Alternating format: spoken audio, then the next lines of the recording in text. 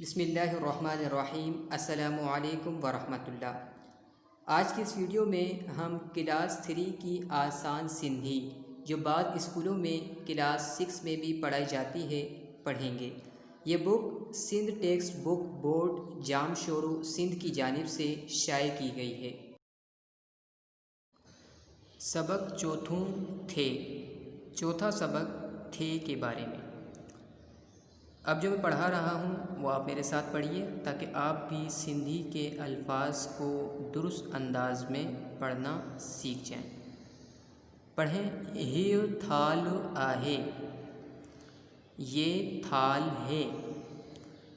ये थाल ही आहे, ये प्लेट है। ये थेलो आहे, ये थेला है। ये थेली आहे, ये थेली है। ये हथ आहे, ये हाथ है।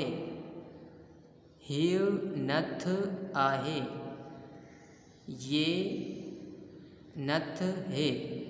नथ यानी जो औरत नाक में जेवर पहनती है उसे नथ कहा जाता है।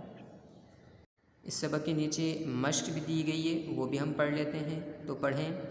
हथ हाथ, खत खत कहते हैं अंदाज़ा या फिर ख़याल।